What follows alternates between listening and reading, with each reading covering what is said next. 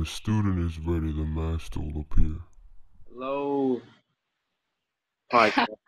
Welcome to the Wolf Chronicles. Today, I have a very special guest with me here today, the beautiful Persephonie X. Say what's up. Hey y'all, how are you? I'm well. I'm well. How are y'all? Nah, how are you? I'm well. To introduce myself, I'm Persephonie X. I'm a wellness practitioner and food and feelings enthusiast.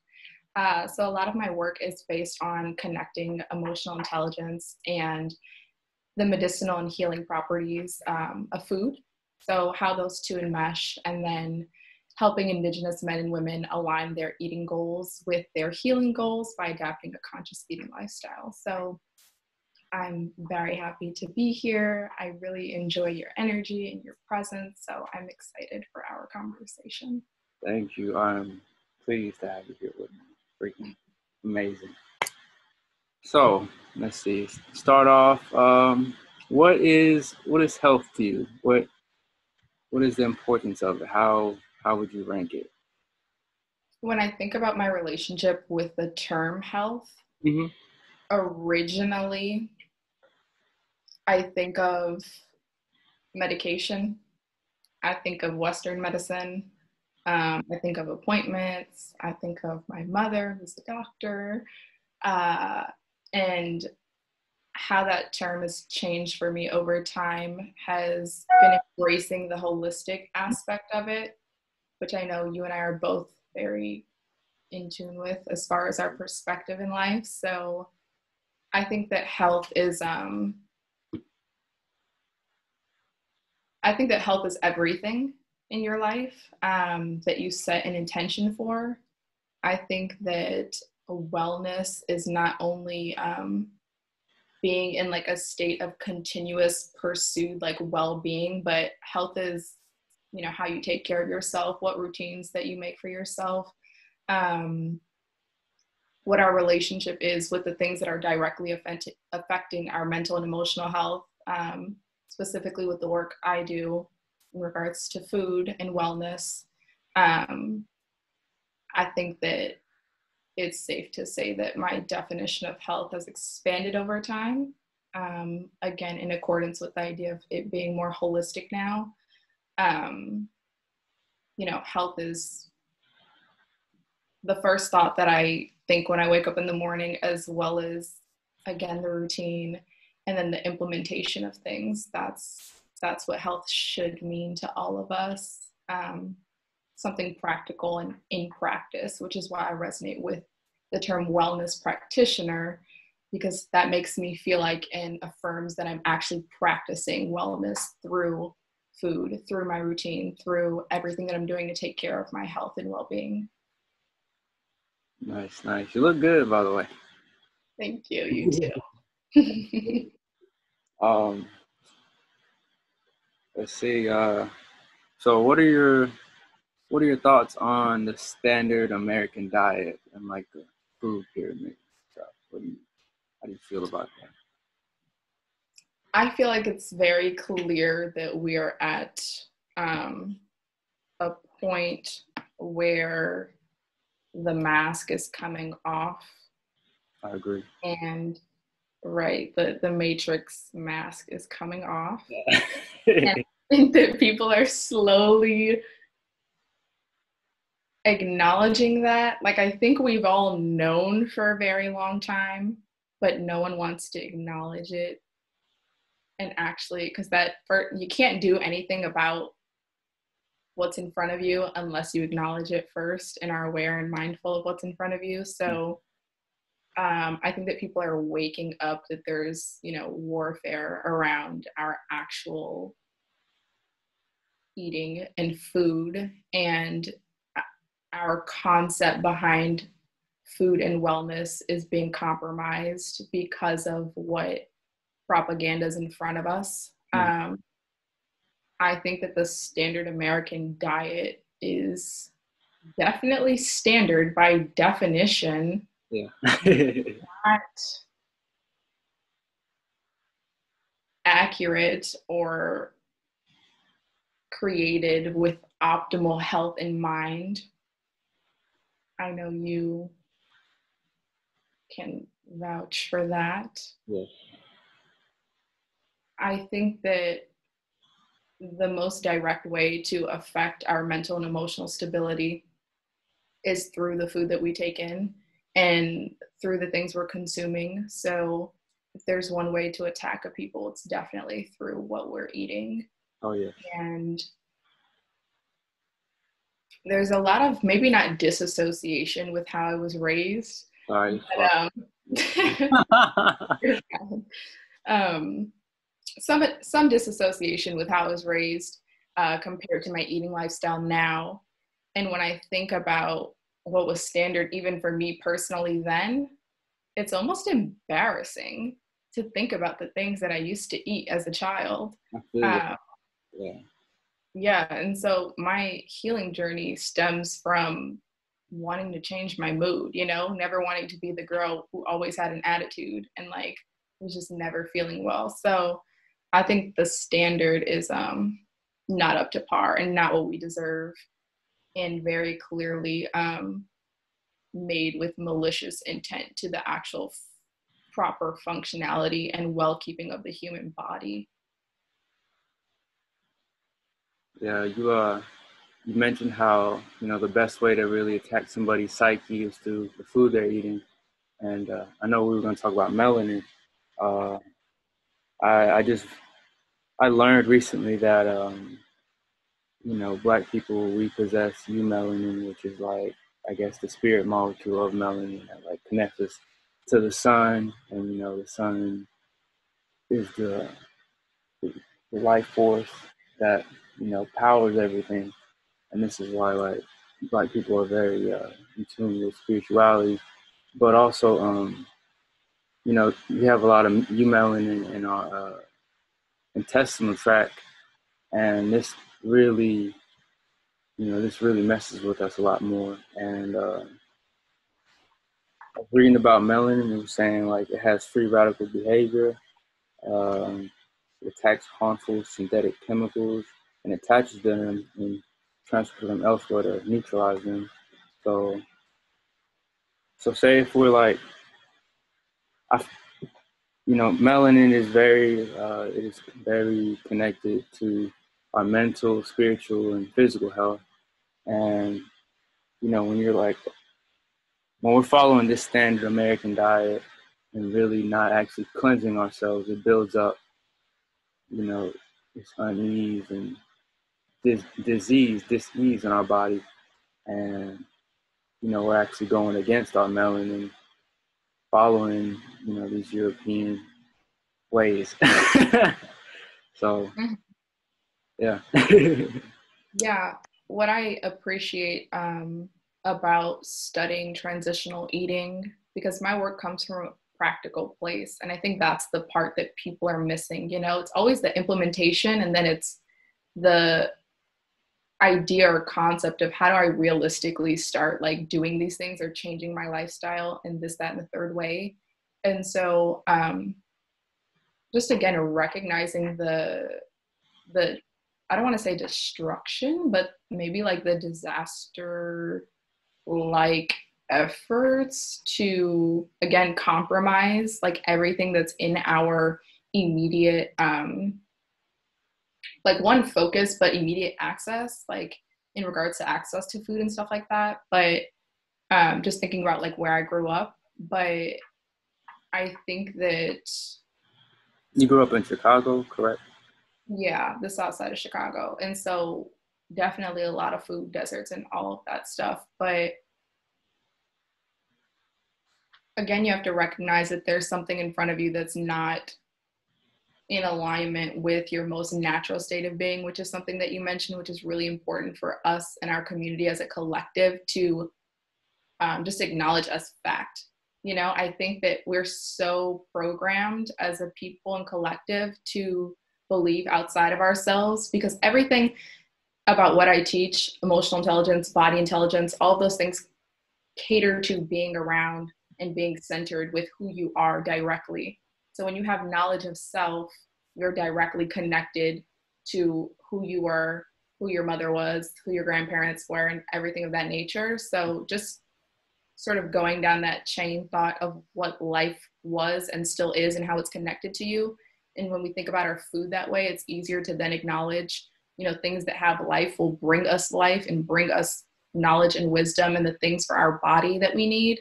So it's sort of like speaking the same language, just in a different context in regards to our body.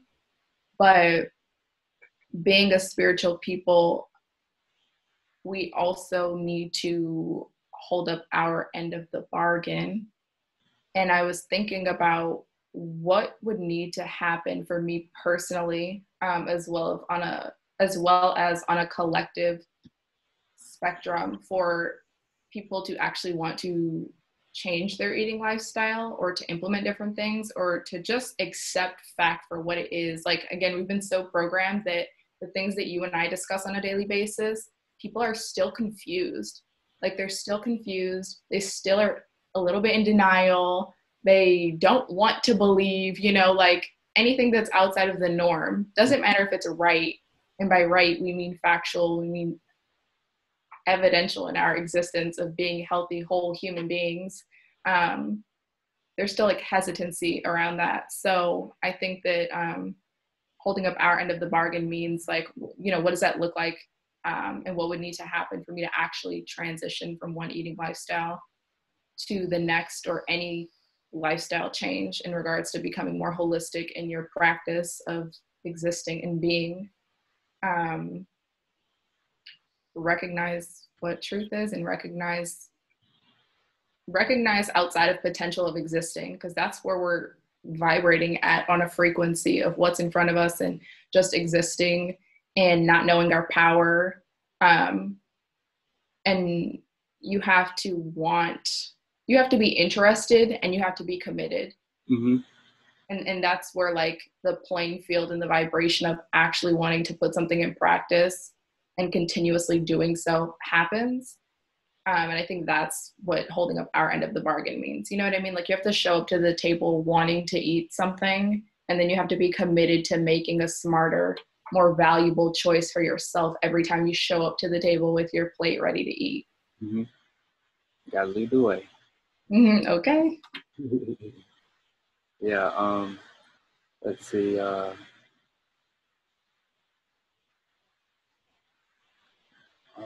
Got a lot, I know. Oh yeah, it was a lot. It was great. Okay, you mentioned about like having stuff laid out in front of you, and something I learned about like melanin.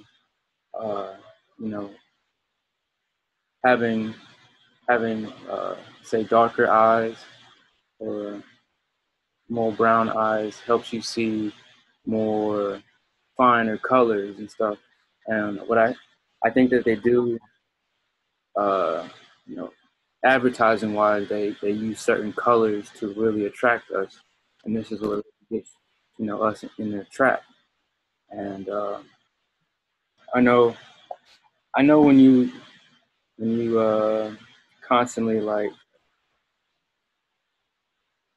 load up, you know, the children with these bad eating lifestyles or whatever, it can really disrupt their ability to learn and mess with the gray matter in their brain. And this is really why it's, you know, a lot of people will grow up and not be able to really like process stuff, or like they'll get upset about stuff easily, and they're really, you know, trying to destroy us as a people and not really like have us tap into our true potential as, you know, highly intelligent and civil beings. Yeah, a lot of what you mentioned, even the connection with the sun, is rooted in our like nervous system regulation. Mm-hmm.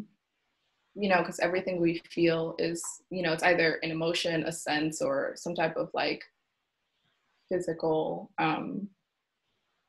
like sensory being activated. So, and all that stems from the nervous system again. But we're connecting nature, our minds, and then the physical. again, a holistic kind of sphere of all things that connect and affect each other. The sun for me is the most direct way to receive energy.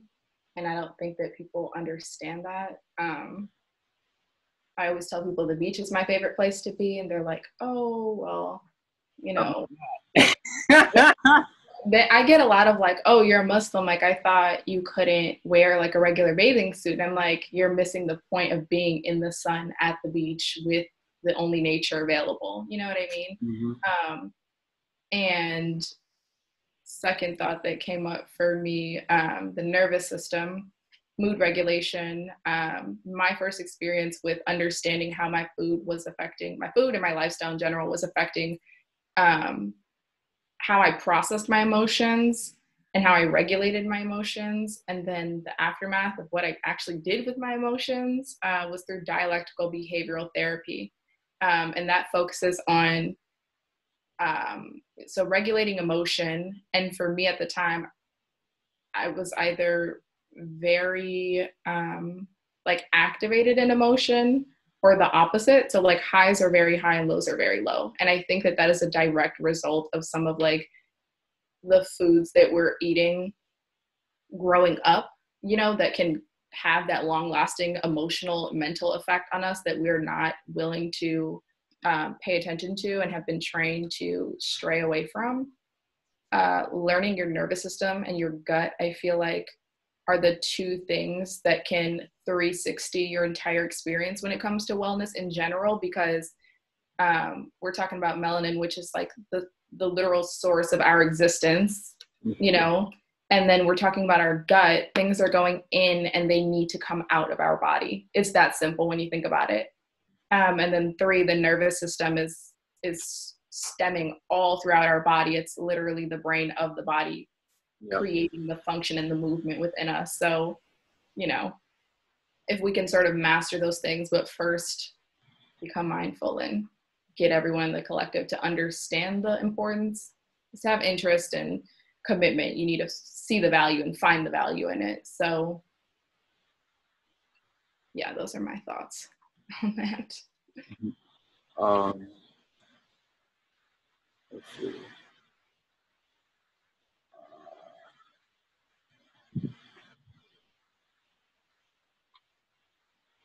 I had the question in a moment.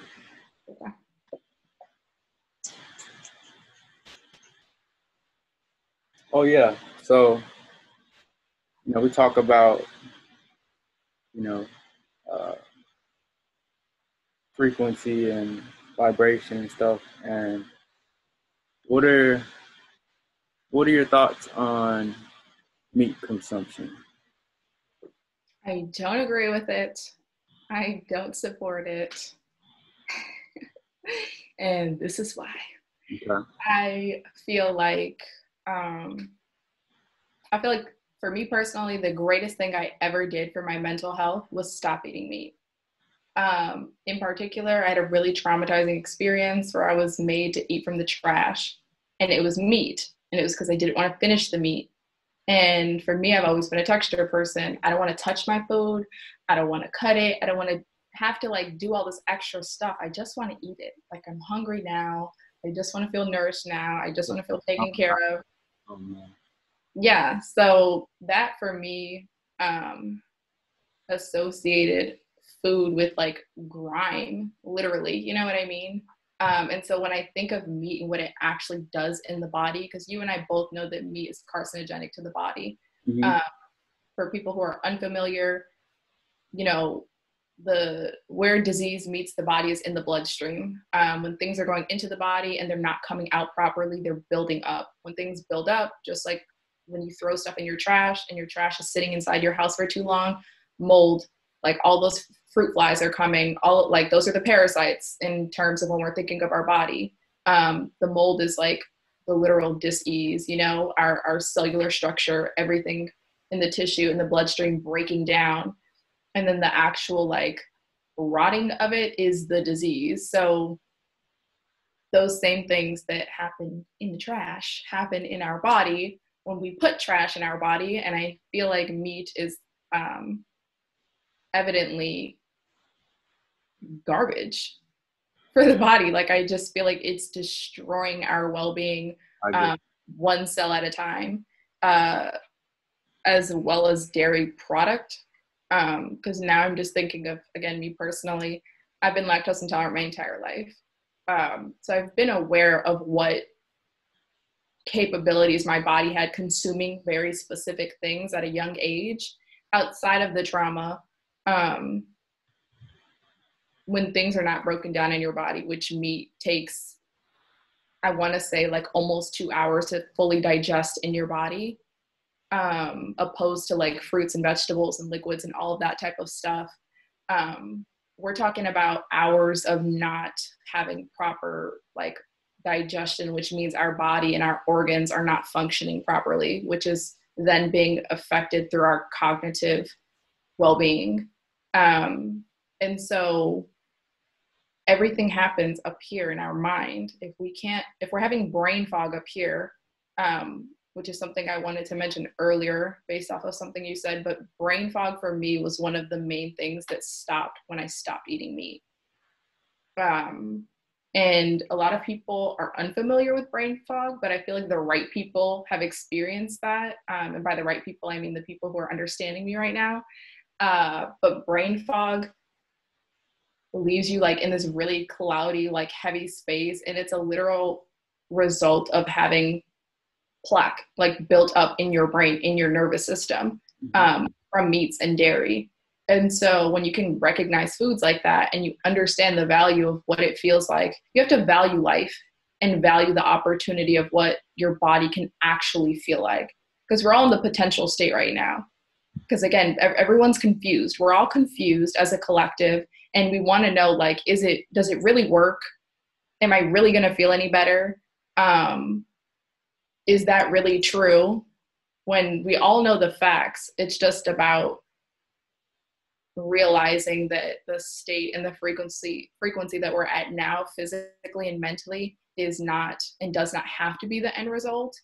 But when you learn what's heavy for your body, what's rotting in your body when it's staying in there for too long. Because I know people who are vegan and plant-based and will like do a cheat meal from time to time with meat specifically, or the same people who do that with like alcohol and things like that.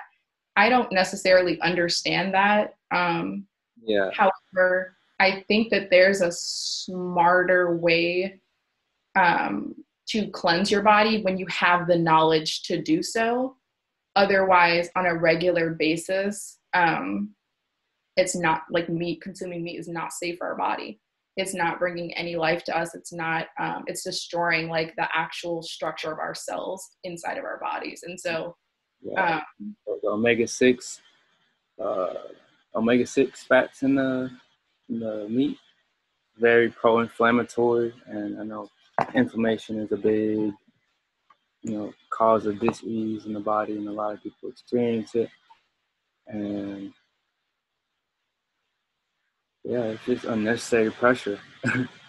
Yeah, I think that word pressure, though, is really smart to use here, though. And inflammation, I think we need visuals. Like, I don't know, but I think as a collective, we need visuals. Like, if we can think of, when you slam your hand on something and your hand starts to swell, like that is inflammation of the tissue in your hand. I think maybe if we had more visuals, people would then understand what's internally happening to the body over time, just on a obviously like smaller spectrum. Maybe not even smaller because our organs are really long actually and take up a lot of space in the body, but you know what I mean. Mm-hmm. I think that people, or I wonder what people or what type of experience people would need to confirm, like, because not that our living testimony isn't enough when not eating meat or occasionally eating meat or just winding down on the things that we know don't treat our body well. What does that reality in front of our people actually have to look like for them to realize that even taking away meat alone would change the way that they're thinking every morning, you know, the way that their literal nervous system is functioning, their level of energy, their capacity to be able to self-detox, which is like just waste, you know what I mean? A lot of us aren't familiar with that yet. So I just wonder, outside of us being who we are, what do we do for those people, and what visual do we give them, and how can we align our work and what we do with a prime example that's working? Because I don't know that I have a good visualization. So I read in this plant-based book of mine that pork, there's parasites in the pork. Mm-hmm. So this parasite is entering your body, and it is attaching itself to your brain, and it is making people who eat pork, you know, act a certain way, and it is causing hunger that is not really feeding you, but feeding the parasite itself, and it is, taking nutrients from you. So Yeah. you get a little visualization. Yeah. Something in accordance to what you just said, which is actually like the basis of some content I have coming up, is just thinking about the different types of hunger in general. And then that can be connected to emotion too, like what emotions are mine, what emotions are of others that I'm carrying, but actual physical hunger and then emotional hunger.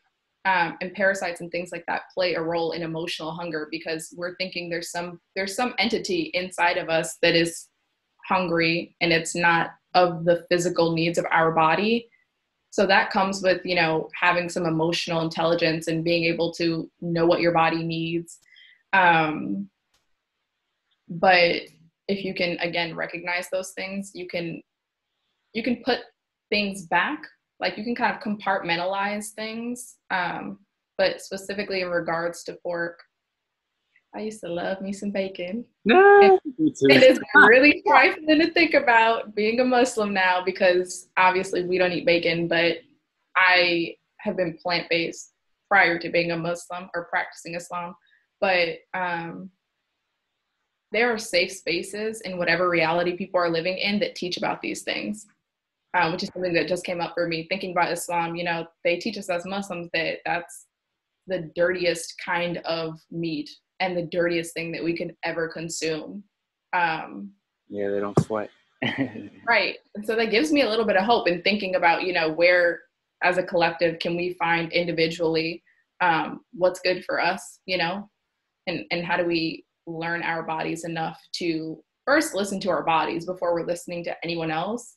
But our people are scared to take away meat from their diet. Even those who I know only eat one meal a day. I get the question a lot, like, how do I become plant-based? I eat one meal a day. What's the transition like? Like, what do I need to do? And then I get the little like sub questions or comments or thoughts where it's like, oh, but I just eat chicken, so like nothing else, no red meats, no dark meats, but chicken, I think chicken's all right. What do you think? And I'm like, well, what do you think? Didn't you just say you wanted to be plant-based? Like, what do you think? I think even our ability to think for ourselves and make the decisions that we want for our body is very skewed. And I think that's a direct result of eating meat and things that are toxic and remaining toxic in our body.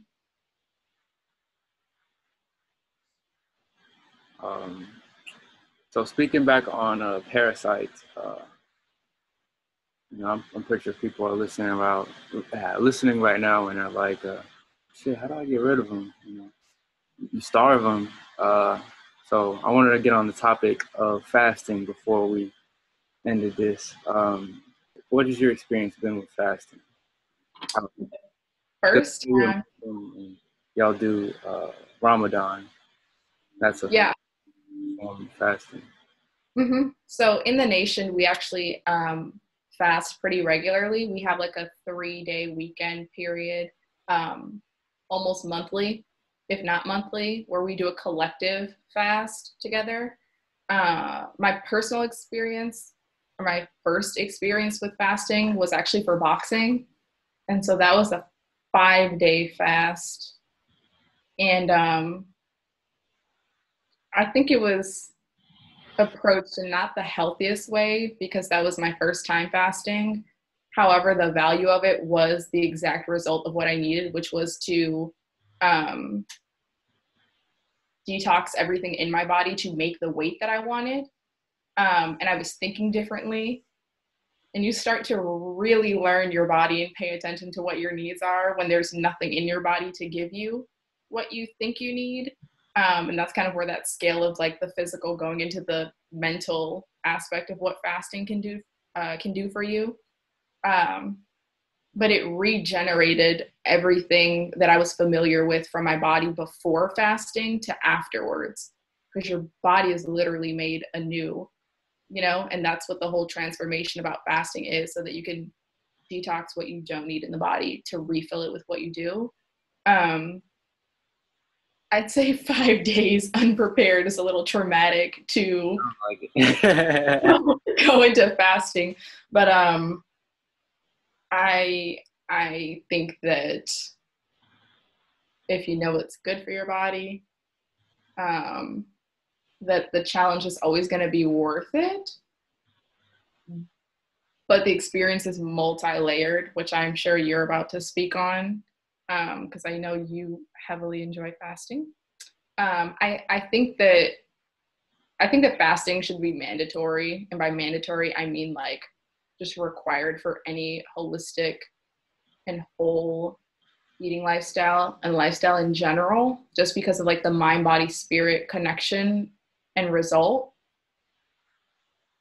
And I also think that when you are eating balanced and whole foods and plant-based, and your relationship with cooking changes, and your relationship with your mental and emotional well-being changes, that you can have a regular lifestyle, eating lifestyle specifically, that allows you to take in the energy that you need and consume what you would like in the realms of the whole plant-based foods, and detox your body daily also.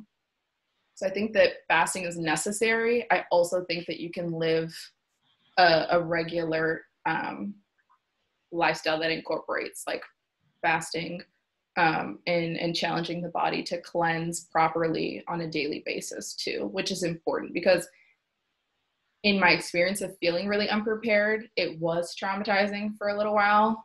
And I think that trauma happens to others when they're unprepared for stuff. So if you can prepare them to consistently be cleansing their body, it's less intimidating to then experience like the full mind-body connection that happens when you're fasting for long periods of time. You know what I mean? Mm-hmm. Have you've heard of Lisa Left Eye and how she went on like a 40-day fast with her sea moss journey? Yeah, sea moss. What do you think about that? Yeah, I praise to her. I have thought about, I don't know, I just call it long distance fasting, because that's a long period of time. Yeah, I feel that. I think that recognizing like her physical environment too supported, like you have to have a lifestyle and be in an environment that is somewhat conducive. Otherwise, that resistance is going to eat you alive, whatever it is. Like whether it's, you still living with your mother, whether it's somebody not having access, like literal food desert we're talking, someone not being able to afford better for themselves, little everyday things like that affect our confidence, that put us like in a vulnerable state to actually make those better decisions for ourselves. But I think being in nature was kind of like that 360 holistic experience for her that really generated that, which I want for everyone. But sea moss is where it's at. So that'd be kind of like the start line of the situation. Because people don't recognize fasting. They just recognize it as it taking away from your body, because that's what we're doing. We're taking away the toxins. But you don't want to be malnourished during that time. So herbs and specific algae will enhance your experience if you're only implementing those things because of the nutritionally dense factors of what they are. Yeah. And, so something about sea moss, it has 92 of the 103 minerals our body need. So yeah, you need that shit. I feel like everybody should, use sea moss because a lot of people end up having, certain nutritional deficiencies. And yeah, sea moss is definitely where it's at. I recently, so I had came into contact with, the COVID stuff, and I kind of felt my body, releasing a lot of mucus at the time. So what I did was I did a week fast. Just ate watermelon, got out in the sun. Uh, Occasionally, I would make a protein shake with sea moss, and so I felt great. I wasn't weight training at the time, but this is perfect for me to just realign my mind, body, and spirit, and I feel great. I've cut up, and now I'm back in the gym, putting on some muscle again, and yeah, I just feel right there mentally, feel unstoppable. Oh,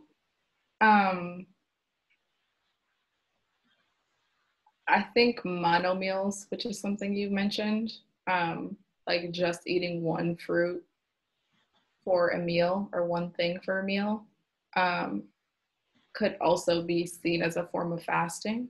So like for any actual beginner fasters, I guess, I feel like that's a mental note to take down.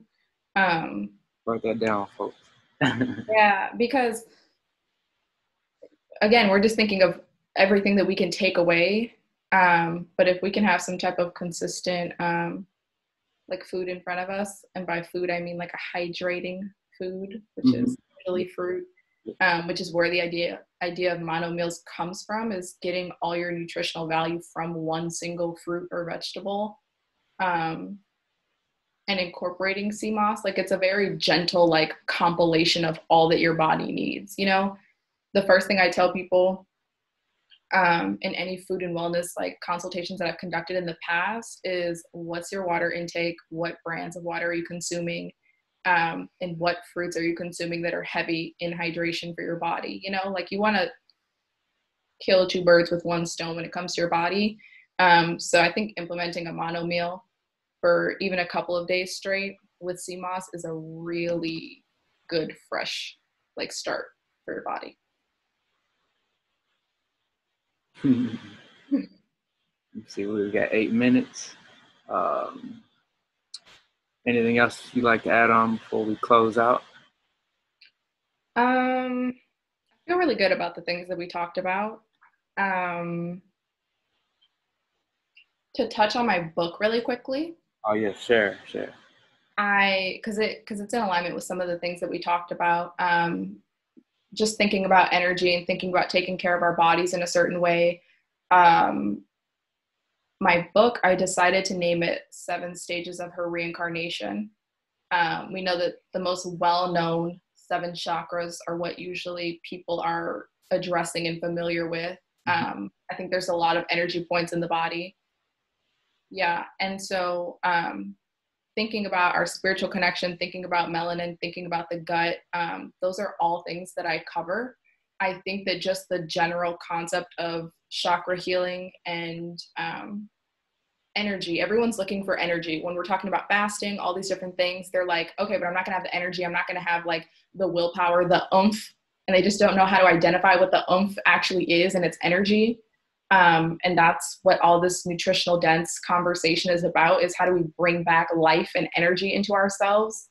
And so even the title itself, 7 Stages of Her Reincarnation, think about regenerating yourself every time that you're taking something away to then implement and fill it with something that's more valuable and better for yourself. But I focus a lot on womb health, and I think maybe that's something we should talk about next.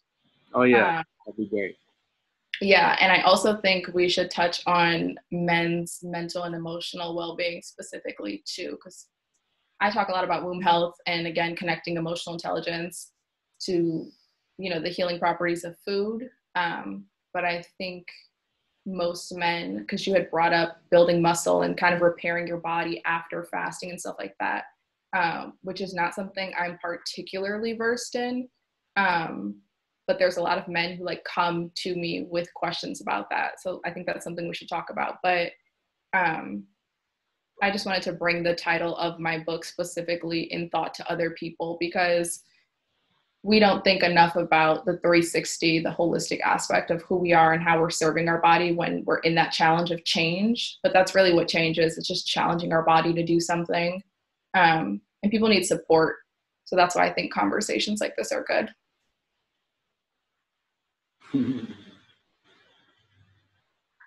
Well, it's been a great conversation. Thank you. Thank you for making it work. I know my schedule was a little. Oh yeah, it's all good. So make sure you guys follow her on Instagram at what is it, the Persephonie X? Yeah, so it's at THE Persephone, my name, PERSEPHONIE, and then X. So Instagram and Twitter are my most well-known platforms. My website is the Persephonie X as well, which you can find in my bio of both platforms. I'll make sure to write that down in the description. Thank you. It's been great. All right. Stop recording this.